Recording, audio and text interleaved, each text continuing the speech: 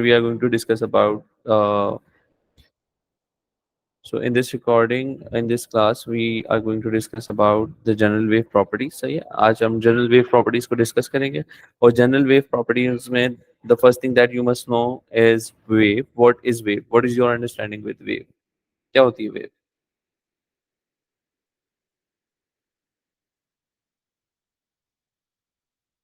Any idea? जल्दी से बताइए, जल्दी जल्दी रिस्पॉन्ड करेंगे तो फिर we will not take much time in it. Ji. Disturbance that carry energy. So waves are the disturbances that carry energy. For example, if you hit something, can you hear that sound?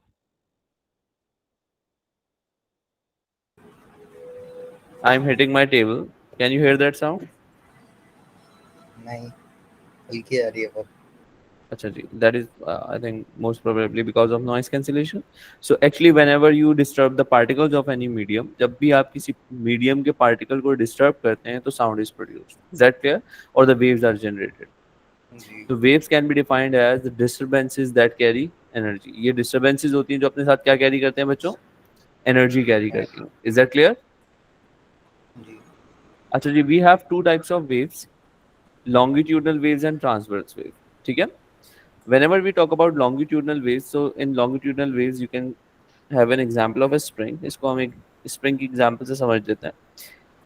So I have a spring और इस spring को अगर मैं compress करूँ and then if I stretch it, तो क्या होगा? And after doing it multiple times, so we will observe that at some places the spring comes closer, करीब करीब आ जाता है, and at some places पूछ spring रहा जो है. है वो stretch हो जाता है. ठीक है? So this compression and stretching, सही है, is observed in longitudinal waves. ठीक है? तो अब अगर हम यहाँ पर देखें बेटे कि compression में देखें तो the particles are coming closer to each other, right? जी. सही है, और stretching में the particles are moving away from each other. Am I right? जी. सही है. तो देखो पार्टिकल्स की वाइब्रेशन की कैसी है, बैकवर्ड एंड फॉरवर्ड. सही है, और उसी के पैरेलल आपके पास जो है वेव है, it is moving parallel to the vibration of the particles. Is that clear? Yes. तो याद रखिएगा ऐसी तमाम वेव्स जिनमें वाइब्रेशन ऑफ पार्टिकल्स पैरेलल हो वेव की मूवमेंट या वेव की प्रोपेगेशन के, ऐसी वेव्स को हम लॉन्गिट्यूडनल कहते हैं. Is that clear? यस. ठीक है, इनकी एग्जांपल्स हैं. Is that clear to all of you? Abdul Samad, sir rarefaction को डिफाइन कैसे करेंगे?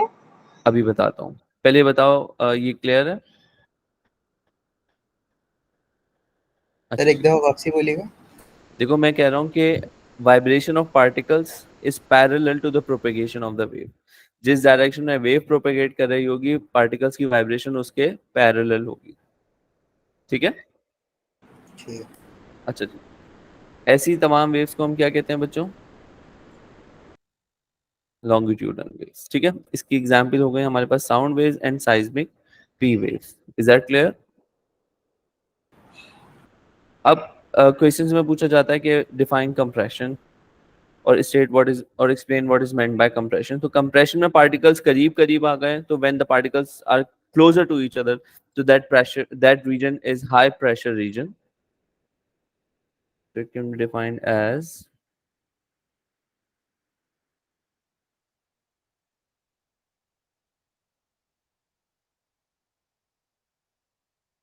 High pressure reason. ठीक है, तो हम किस तरह डिफाइन कर सकते हैं इसको? हाई प्रेशर रीजन के तौर पे डिफाइन कर सकते हैं. We can define it as high density region, यानी कि जब पार्टिकल्स करीब करीब आ गए, वॉल्यूम कम हो गया, नंबर ऑफ पार्टिकल्स सेम है, तो यहाँ पर डेंसिटी बढ़ जाती है. And if I talk about rarefaction, तो the particles are further apart from each other, so we can say that it is low pressure region.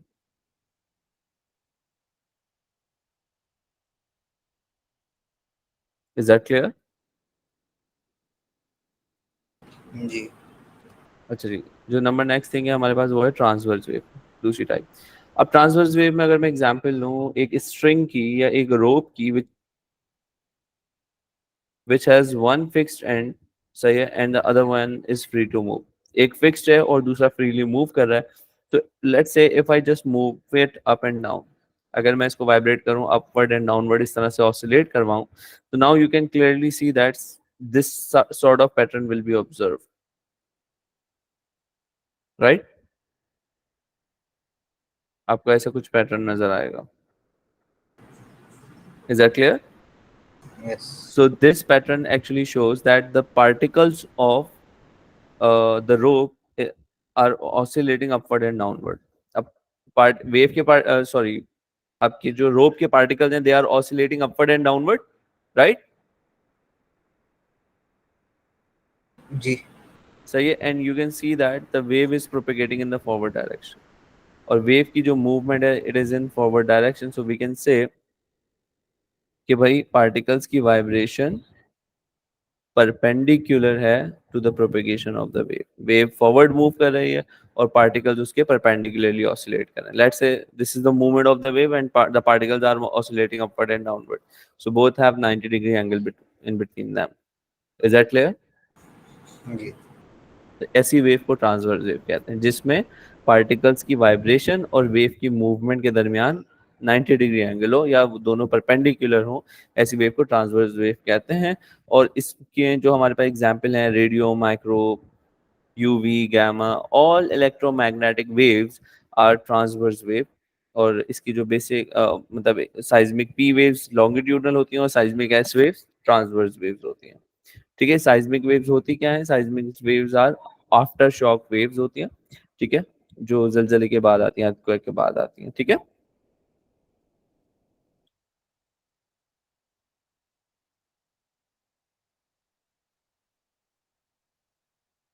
अच्छा जी.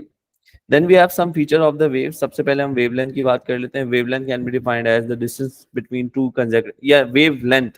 नाम से अगर मैं समझूं wavelength, so the length of one complete wave is called wavelength, right? एक पूरी wave की जो wavelength होती है उसे हम उस एक पूरी वेव की जो लेंथ होती है उसे हम वेवलेंथ कहते हैं. एक पूरी वेव का मतलब वन कंप्लीट वेव मींस कि one complete crest and one complete ट्रॉफ. Is that clear? एक पूरा क्रेस्ट और एक पूरा ट्रॉफ. सही है. अच्छा जी. तो एक पूरे क्रैश और एक पूरे ट्रफ की जो वेव लेंथ जो लेंथ होगी, दैट इज कॉल्ड वेवलेंथ. या फिर it can also be defined as the distance between two consecutive crest. दो कंसेक्यूटिव क्रेस्ट के दरमियान डिस्टेंस हो, उसे भी वेवलेंथ कहते हैं. इसको इस सिंबल से रिप्रेजेंट करते हैं. ठीक है. और the distance between two consecutive troughs,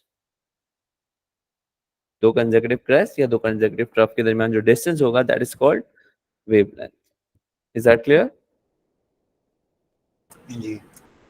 अगर बच्चों में एम्पलीट्यूड की बात करूं तो amplitude is the maximum displacement of a wave from its rest point. Rest point क्या है बेटा? यहाँ पे सेंटर में जो ब्लैक वाली लाइन नजर आ रही है आपको, this one, this line is rest point. Mean position है और मीन पोजीशन से मैक्सिमम डिस्प्लेसमेंट. तो क्या ये मैक्सिमम डिस्प्लेसमेंट है?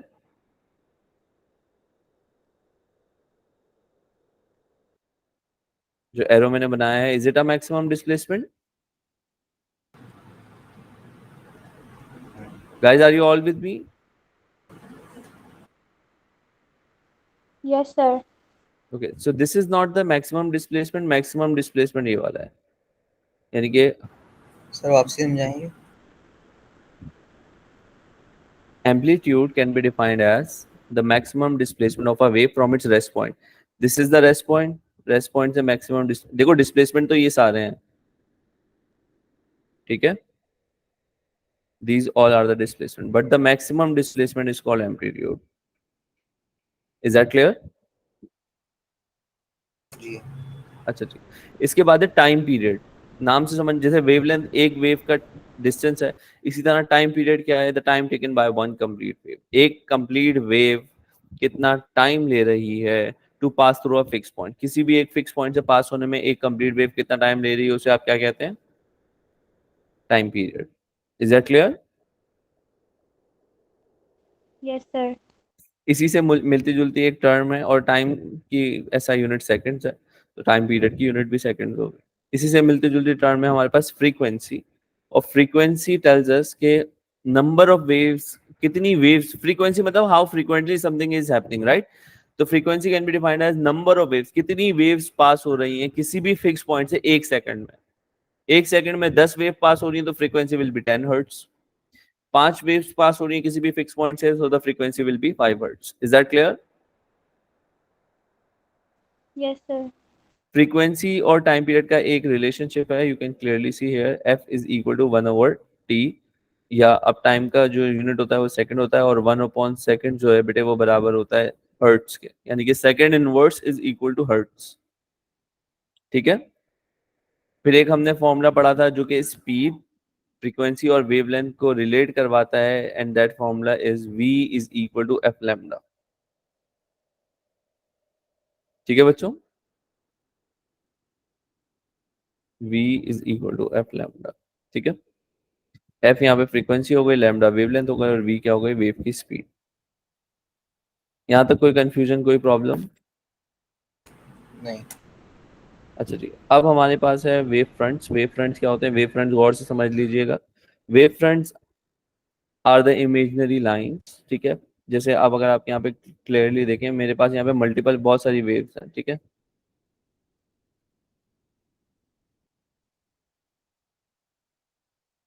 यहाँ पे बहुत सारी वेव्स हैं। ठीक है, ठीक है, तो you can clearly see that there is an imaginary line which is joining all the similar points on multiple waves. एक से ज्यादा वेव्स के मल्टीपल पॉइंट्स को ये इमेजिनरी लाइन ज्वाइन कर रही है, तो this imaginary line is called wave front. अगर पहला वेव फ्रंट क्रैश पे ड्रॉ हुआ हुआ है तो दूसरा वेव फ्रंट भी क्रैश, थर्ड वेव फ्रंट भी क्रैश, फोर्थ वेव फ्रंट भी क्रैश। इज दैट क्लियर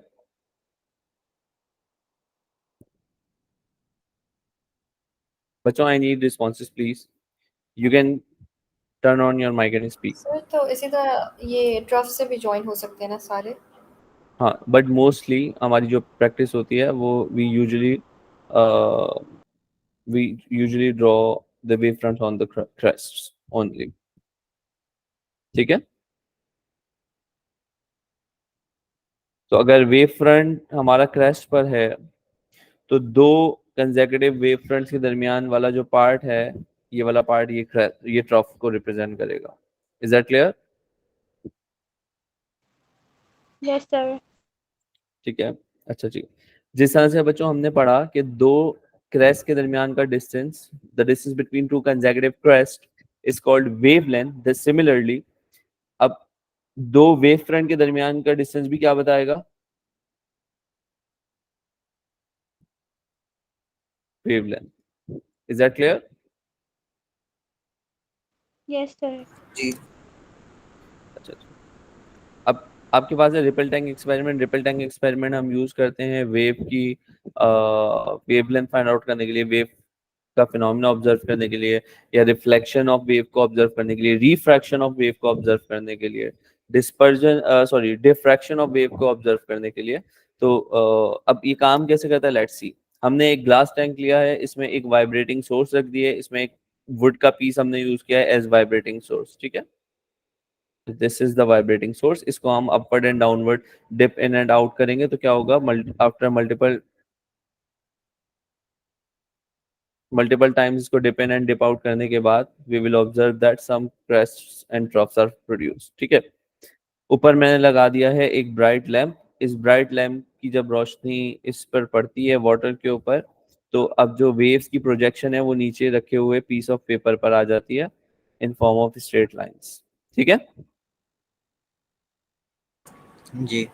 ठीक है, अच्छा ठीक, अब वो पीस ऑफ पेपर को हम ट्रेसेस ड्रॉ कर लेते हैं, और अब आ गया ये पीस ऑफ पेपर। अब हमारा मेन काम स्टार्ट हो रहा है। Are you all with me guys? Yes. हाय का बेटे, are you with me? Abdul Samad? Yes sir. अच्छा जी, now you can clearly see कि भाई फॉर एग्जांपल ये डिफरेंट वेव फ्रंट्स मैंने यहाँ पर ड्रॉ किए हुए हैं। ठीक है, अब ये जो जितने भी वेव फ्रंट्स हैं, फर्स्ट वेव फ्रंट से लास्ट वेव फ्रंट तक का जो टोटल डिस्टेंस दिया हुआ है वो दिया हुआ है 20 सेंटीमीटर। कितना है बच्चों? 20 सेंटीमीटर। अभी आपसे पूछ रहे हैं कि भाई फाइंड आउट कीजिए द वेवलेंथ ऑफ वेव। एक वेवलेंथ फाइंड आउट करें। Wavelength is the length of one complete wave, ऐसे ही है ना, एक पूरी वेव की वेवलेंथ, यही पढ़ा था हमने। Yes sir. अभी अभी और मैंने बताया दो वेव फ्रंट्स के दरमियान का डिस्टेंस भी किसको रिप्रेजेंट करता है? वेवलेंथ। वेवलेंथ को, सही है। अच्छा अब देखिएगा, मुझे बता दीजिए कि इस पूरे उसमें कितनी वेव्स हमारे पास मौजूद है। अब बच्चे यूजुअली इसमें गलती क्या करते हैं कि वो एक, दो, तीन, चार, पाँच, छः, इसको छः काउंट कर लेते हैं। तो ये that is not the right way to do it. तो एक वेव फ्रंट से दूसरे वेव फ्रंट तक की एक wave, then two and three, four and five. तो हमारे पास टोटल वेव्स कितनी मिली है? फाइव। तो फाइव वेवलेंथ्स का जो डिस्टेंस हमें मिला बेटे वो मिला 20 सेंटीमीटर। सही है। What should be the length of one wave? 20 divided by 5, that is equal to 4 centimeters. Is that clear? जी Yes, sir. चलिए, अच्छा जी, इसी तरह से हम फ्रीक्वेंसी भी इससे फाइंड आउट कर सकते हैं। लेट्स से मैंने क्या किया, I have made a pointer here. सही, ये पॉइंट है जिससे मैं वेव्स गुजरती हैं, तो I have a stop watch. तो मैंने क्या किया, स्टॉप वॉच को ऑन किया और मैंने ऑब्जर्व किया कि भाई 10 सेकंड तक कितनी वेव्स यहाँ से पास हो रही हैं। Got my point? So I started the stopwatch and I counted the number of waves for 10 seconds. सही है, ये वाली बात क्लियर है? जी ठीक है। तो मैंने लेट से काउंट की भाई 10 सेकंड्स में मुझे वेव्स मिली हैं 25। फ्रीक्वेंसी की डेफिनेशन कौन कोई बताएगा आप में से जल्दी से? What is frequency? Number of waves produced in 1 second. Number of wave produce in 1 second. और हमने कितनी वेव, कितनी सेकंड्स का के लिए नंबर ऑफ वेव्स काउंट की थी? 10 10 सेकंड्स के लिए। ठीक है। तो अब 1 सेकंड्स के लिए क्या हो जाएगा? तो we are using cross multiplication method use कर लो, या और you can just shift this 10 on to the right side. तो 25 upon 10, so the frequency is found to be 2.5 hertz. Is that clear? Now जी you know the wavelength, you know the frequency, you can easily find the time period, the speed of the wave। और frequency है तो time period आप वैसे ही निकाल सकते हो। Is that clear? जी यहाँ तक किसी बच्चे को कोई प्रॉब्लम, कोई कंफ्यूजन? फिर हमने पढ़ा था रिफ्लेक्शन। रिफ्लेक्शन में बच्चों क्या होता है कि the wave comes, hits the surface and bounces back of. तो जितना एंगल ऑफ इंसिडेंस होता है उतना एंगल ऑफ रिफ्लेक्शन होता है। ठीक है। इस रिफ्लेक्शन के अंदर बेटे नथिंग चेंजेस, यानी कि frequency, wavelength and the speed of the wave, everything remains the same, only the direction of the wave changes. Is that clear? Reflection में वेवलेंथ भी वही रहेगी, फ्रीक्वेंसी भी वही रहेगी और स्पीड भी वही रहेगी।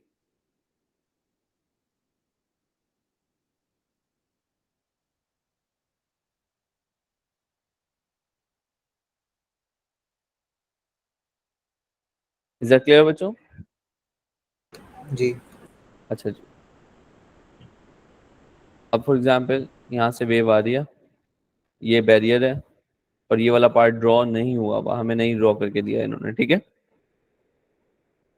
तो सबसे पहले सिर्फ ये वेव फ्रंट ड्रॉ करके दे दिया। तो मैं क्या करूंगा, सबसे पहले I am going to draw the movement of the wave. The wave is moving toward this this block. सही है, इसकी तरफ मूव कर रही है। अच्छा अब मैंने क्या किया, यहाँ बेटे यहाँ पे एक नॉर्मल बना दिया। नाउ जितना एंगल ऑफ इंसिडेंस होगा उतना एंगल ऑफ रिफ्लेक्शन होगा। तो ये वेव इस तरह से आई है और ये बाउंस बैक कर गई है। Is that clear?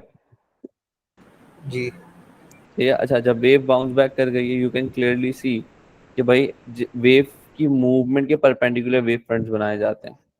सही है, जैसे wave is moving towards right तो उसके परपेंडिकुलर वेव फ्रंट्स ड्रॉ होते हैं। तो अगर wave is moving right now downwards direction तो उसके परपेंडिकुलर वेव फ्रंट्स मैंने ड्रॉ कर दिए। Is that clear? जी जैसे यहाँ पर क्या था,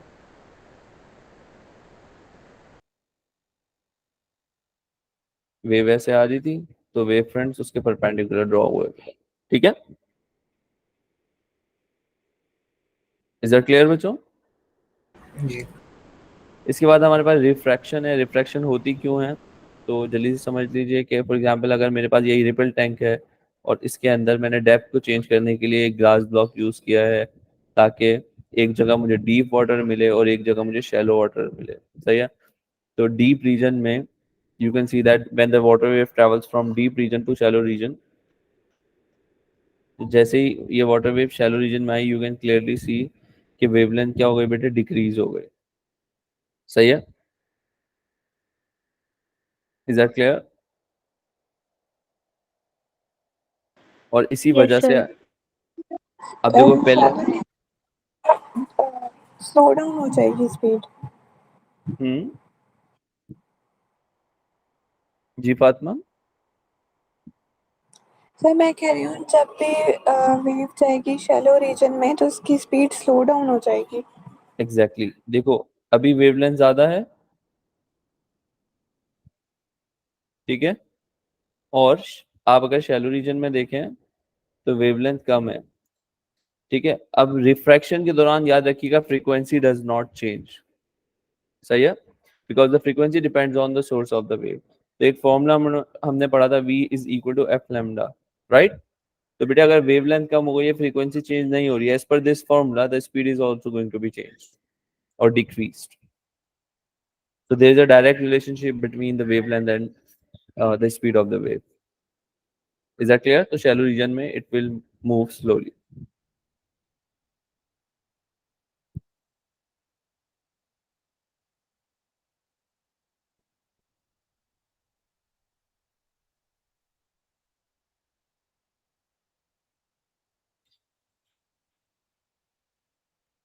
तो मैंने आपसे कहा कि भाई जब वाटर वेव ट्रैवल करती हैं डीप रीजन से शैलो रीजन में, तो बेटे वेवलेंथ क्या हो जाती है, डिक्रीज हो जाती है, स्पीड भी डिक्रीज हो जाती है, बट फ्रीक्वेंसी पे कोई फर्क नहीं पड़ता। सही है। अब let's say the water wave is moving, ये मैंने आप लोग को ऑनलाइन पास्ट पेपर सेशन में भी एक्सप्लेन किया था।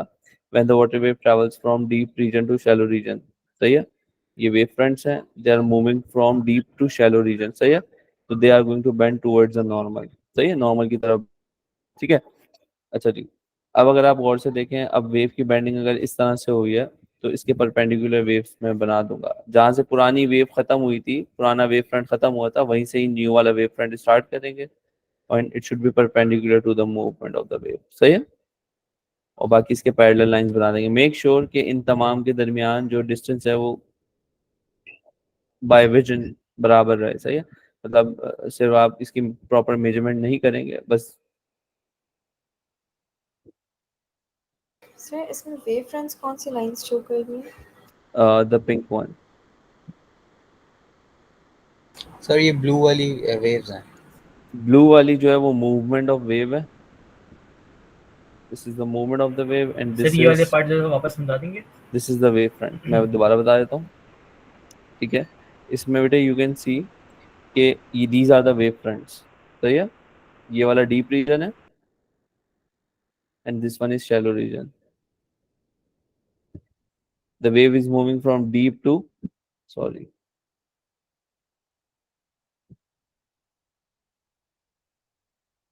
the wave is moving from deep region to shallow region। सही है। जब वेव ट्रैवल करती है डीप से शैलो में, तो उसको सीधा जाना चाहिए था बेटे, है ना। Yes sir. जी sir. But the wave is going to be bend towards the normal, normal की तरफ बेंड हो जाएगी। Is that clear? जी। Yes sir. सही है। This is called, this bending of wave is called refraction. सही है। अब जो वेव की मूवमेंट होती है उसके परपेंडिकुलर वेव फ्रंट बनाते हैं, अभी पीछे भी मैंने आपको बताया था। तो wave is moving this way, sorry this way, तो इसके परपेंडिकुलर लाइंस बनानी है मैंने, ठीक है बेटे। बट मेक श्योर कि ये लाइंस कहाँ ज्वाइन होंगी, जहां से पुरानी वेवलेंथ वेव फ्रंट खत्म हुआ था। और ये जो येलो लाइन है, ये क्या चीज है,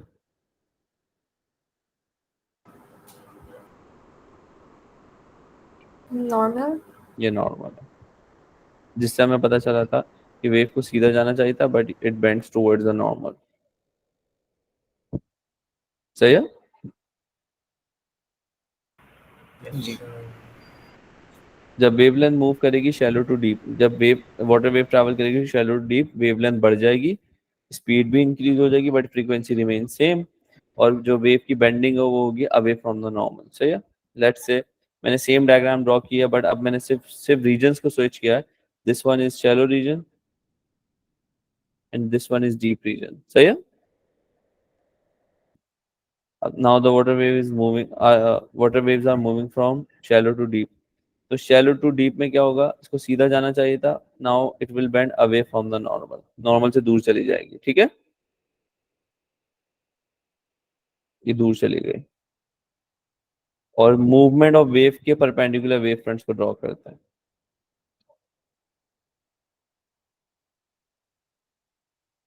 Is that clear? So you can see that the wavelength is increased now.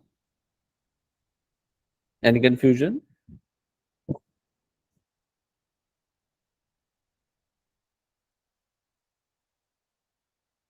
Okay, good. बेटे कोई confusion, कोई problem, please do let me know. Abdul Samad, आमना। अच्छा जी, डिफ्रैक्शन। अगर मैं बात करूं डिफ्रैक्शन की, तो देखो रिफ्लेक्शन क्या था, bouncing off waves after striking a surface. ठीक है, किसी सरफेस को हिट करने के बाद, किसी बैरियर को हिट करने के बाद, किसी ऑब्स्टिकल को हिट करने के बाद जो वेव होती है उसका बाउंस बैक होना रिफ्लेक्शन कहलाता है। Is that clear? जी। सही है। और जब बेटे मैं बात करूं किस चीज की, रिफ्रैक्शन की, जो refraction is the bending of waves due to change in the depth of the water. पानी की डेप्थ चेंज होने की वजह से, ठीक है, वेव का बेंड हो जाना, वाटर वेव का बेंड हो जाना, वो क्या कहलाता है, रिफ्रैक्शन। लेकिन जब हम डिफ्रैक्शन की बात करते हैं तो diffraction can be defined as the spreading of the waves. ठीक है, वेव का क्या होना, स्प्रेड होना after passing through a narrow gap. किसी नैरो गैप से जब वेव पास होती है तो स्प्रेड हो जाती है। इसकी सिंपल एग्जांपल हम ले लेते हैं, हमारे घर में जो वाईफाई सिग्नल्स होते हैं, सही है, हमारे जो घर में कोई सा भी आपके पास अगर रिमोट है, तो रिमोट के आगे you can clearly see there is a bulb. इसमें नहीं है, तो you can clearly see a bulb, a lamp छोटा सा नजर आ रहा होता है आपको। ठीक है, वो क्या कर रहा होता है, सिग्नल्स को रिलीज कर रहा होता है। अच्छा, वो सिग्नल को रिलीज कर रहा होता है, आप उसको डायरेक्ट करते हैं towards your electric appliance and it works. सही है। तो होता क्या है कि आपकी वेव्स निकलती हैं और वहां तक पहुंच जाती हैं। But when we talk about wifi, अगर वाईफाई में ही ऐसा हो कि एक ही डायरेक्शन में वेव निकल रही हो, तो सब सिर्फ वाईफाई के सामने बैठे हुए होंगे मोबाइल लेकर, डायरेक्ट करके अपना मोबाइल। ऐसा ही है ना। बट क्या किया जाता है, एंटीनास के थ्रू जो सिग्नल्स हैं उनको डिस्पर्स कर दिया जाता है। सही, उसमें डिफ्रैक्शन हो जाती है, और उस डिफ्रैक्शन की वजह से जो सिग्नल्स होते हैं वो all over the room spread हो जाते हैं। ठीक है, so the spreading of the wave after passing through a narrow gap is called diffraction. Diffraction हमें सबसे ज्यादा ऑब्जर्व होती है, यानी कि सर्कुलर पैटर्न्स नजर आते हैं। This shows the maximum diffraction of wave. Wavelength जितनी पहले थी उतनी बाद में मिलनी चाहिए, दैट्स वन थिंग। अच्छा, मैक्सिमम डिफ्रैक्शन आपको कब मिलेगी, जब ये वेवलेंथ बराबर हो इस गैप साइज के। ये जो आपको नैरो गैप नजर आ रहा है, वेवलेंथ अगर ये गैप साइज बराबर है तो आपको मैक्सिमम डिफ्रैक्शन मिलेगी। सही है। अच्छा जी, अगर मैं बात करूं कि अगर gap size is more and wavelength is less, तो अब क्या होगा, सिर्फ कॉर्नर्स बेंड होंगे।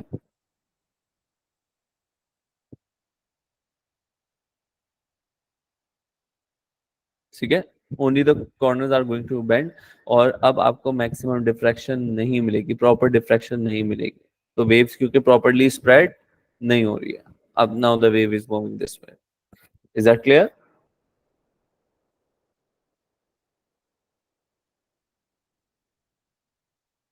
अच्छा, is that clear to all of you?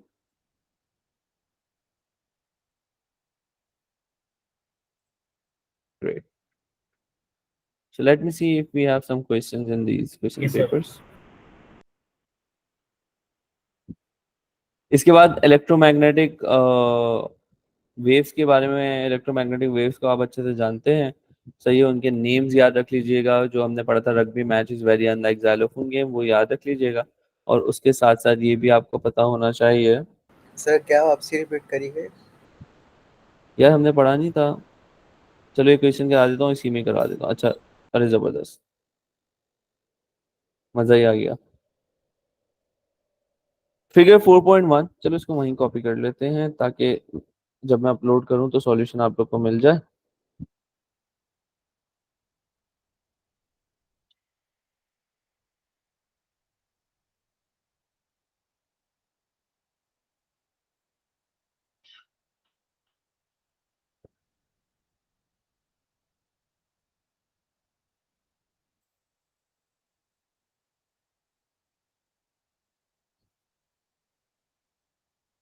हाँ,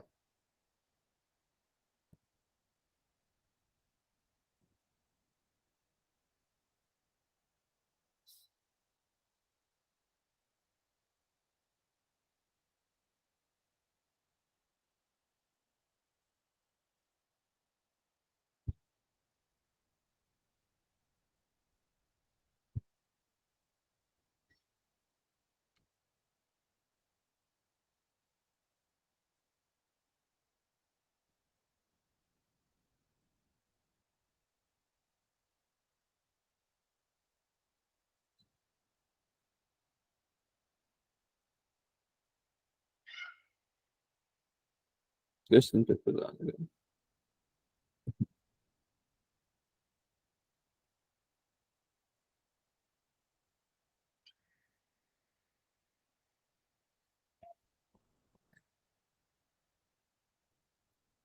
आई थिंक हम ये क्वेश्चन पेपर अगर सॉल्व कर लें तो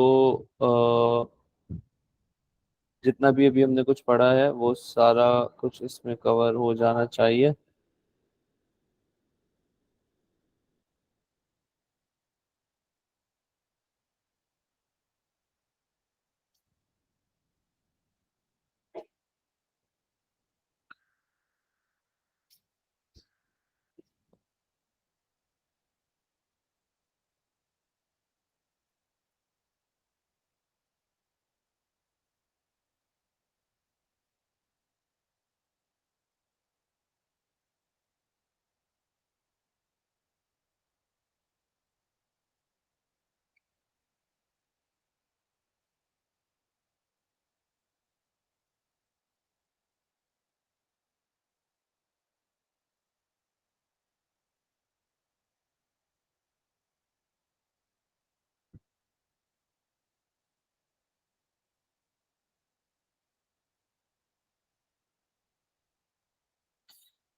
Okay, let's start from this question. Figure 4.1 shows represents a wave on the surface of water. Surface of water पर ये wave है बेटे एक्स एक्स। अब ये ग्राफ दिया हुआ है, ये wave नहीं दी हुई, ये ग्राफ given है। Is that clear? Which quantity do we have on y-axis? Displacement. Displacement. Displacement. x-axis पे क्या मौजूद है? Time. Time. Okay, शाबाश। Displacement और time. Amplitude. तो amplitude, if you remember, we have discussed that the amplitude can be defined as the maximum displacement of a wave from its rest point. तो बेटा ये वाला पॉइंट हो गया rest point और इससे मैक्सिमम डिस्प्लेसमेंट ये वाला डिस्टेंस हो जाएगा और this is the maximum displacement, right? जी। So you can clearly see here कि यहाँ पर ये दो बॉक्सेस के दरमियान जो डिफरेंस है वो है 10 के बराबर। दो बॉक्सेस यानी कि the size of one box is 5। 15. Two box का साइज हो गया 10, एक बॉक्स का साइज हो गया 5। तो ये आ गया हमारे पास एम्पलीट्यूड 15। बेटा यूनिट कौन सी है? सेंटीमीटर पर Meter. सेकंड। शाबाश। फ्रीक्वेंसी निकालनी है तो फ्रीक्वेंसी के लिए we must know the time period of the wave, right?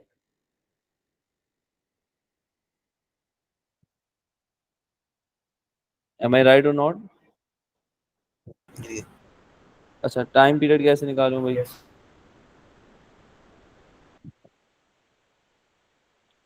Time taken by one complete wave is the time period of the wave. जी। तो एक वेव का मतलब वन क्रेस्ट, अपनी आसानी देखिएगा बेटे, ठीक है, एंड वन ट्रफ। अब यहाँ पर जो एक बॉक्स है ये 0, 0.5, 1, 1.5, 2, 2.5, 3। नाउ अगर मैं इसको यहाँ से देख रहा हूँ, अब फॉर माई इजीनेस देखो it is starting from 1.5 and ending at 3.5. तो कितना आपके पास टाइम हुआ? 2. 2 seconds. Frequency is equal to 1 upon time period.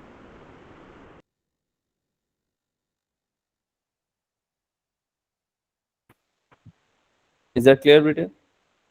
Yes. यहाँ तक किसी बच्चे को कोई प्रॉब्लम? सर हमने नंबर ऑफ वेव्स वाला फॉर्मूला क्यों नहीं लगाया? नंबर ऑफ वेव्स वाला फॉर्मूला कौन सा? Can you count the number of waves here in 1 second? If you count it, so that's fine. यहाँ देख लो, अगर ये 1.5 से 2.5 तक 1 सेकेंड हो गया, तो इसमें देखो हाफ वेव आ रही है। ऐसे कर लो। जो हमने वहां पर किया था ना नंबर ऑफ वेव्स वाला के जो वो रिपल टैंक था, वो हमें वेव फॉर्म्स गिवन थे, यानी कि आपके पास इस तरह से क्रेस्ट गिवन थे और आपको दिया था नंबर ऑफ वेव्स के, फॉर एग्जांपल अगर 10 waves are passing through any fix point, और 10 वेव्स अगर पास हो रही हैं कितने 2 सेकंड्स में, सही है, तो 1 सेकंड में कितनी वेव्स पास होंगी, तो वहां पर इक्वेशन बनती थी। लेकिन यहाँ तो बेटे सीधे सीधे ग्राफ दिया हुआ है, टाइम पीरियड दिया हुआ है, इससे फ्रीक्वेंसी निकाल ली। Is that clear? जी बेटा, इज दैट क्लियर? जी. Yes sir. Figure 4.2 shows wave fronts passing through a small gap in a barrier. ठीक है? The arrow shows in the diagram shows the direction of the propagation of the wavefront. You can clearly see. State the name of the property shown in figure 4.2. क्या कहलाती है बेटा ये property? Diffraction. Diffraction.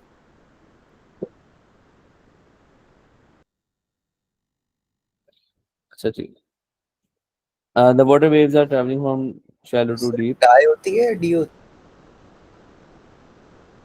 या usually diffraction कहते हैं, diffraction भी कुछ लोग कह रहे होते हैं, लेकिन the better pronunciation is diffraction. Figure 4.3 shows wave fronts changing direction as they pass through shallow water to deep water.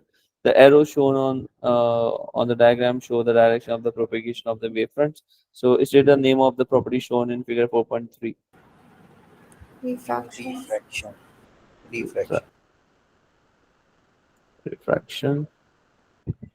अच्छा यहाँ पर देख लो, शैलो से डीप में जब वेव ट्रैवल कर रही है तो you can clearly see that the wavelength is increased. Wavelength बढ़ गई तो स्पीड भी इंक्रीज हो जाएगी। Is that clear? जी. अच्छा जी। State one property of the water wave other than the direction that Speed. Changes. अच्छा स्पीड क्या हुई है? सर इसमें वेवलेंथ भी आ सकता है ना? हाँ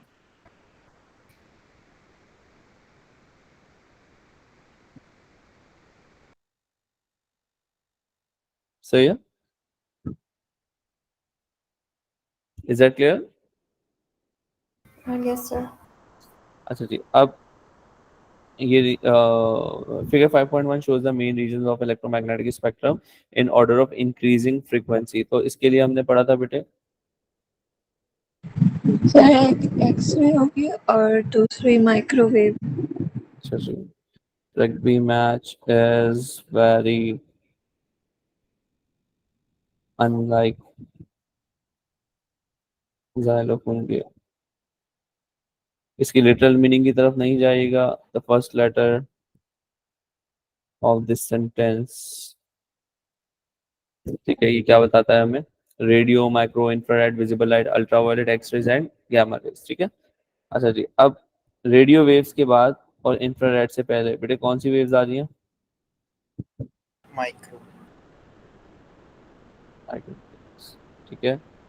यूवी के बाद, अल्ट्रावायलेट के बाद एंड X-rays. गामा रेडिएशन से पहले।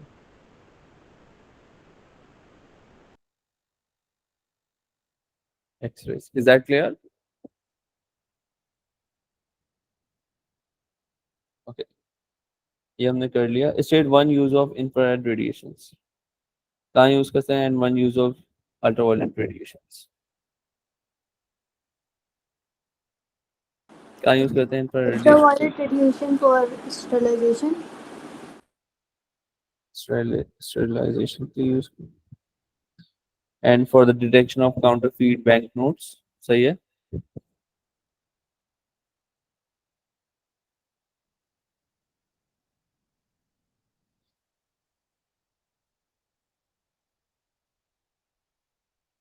सर सिर्फ एक ही लिखेंगे ना? हाँ एक लिखेंगे, मैंने हाँ, वही स्लैश स्लैश बनाया ना, इट्स अप टू यू। ठीक है। इंफ्रारेड रेडिएशन का यूज बताइए। Remote controllers. शाबाश। State, describe possible harmful effect of excessive exposure to UV rays। UV rays क्या कर सकती हैं और infrared radiation से क्या हो सकता है? तो यूवी रेज का cancer, cell cancer cause, mutation, cancer cause कर सकती हैं और सेल म्यूटेशन। ठीक है, cell mutation actually causes the cancer. और इंफ्रारेड रेडिएशन का, वैसे हमारे ये IGCSE का पेपर गया है, वैसे हमारे उसमें हमने एक्सरेज और गैमा रेज के बारे में पढ़ा था। तो इंफ्रारेड रेडिएशन का स्किन प्रॉब्लम्स। स्किन प्रॉब्लम्स और स्किन बर्न्स कॉज कर सकती है। Is that clear? यस ठीक है। अब हम जल्दी से आ जाते हैं लाइट की तरफ। बेटे वेव्स क्लियर हो गया सबको? कोई इसमें इशू, कोई प्रॉब्लम, कोई ऐसी बात जो अनक्लियर रही हो?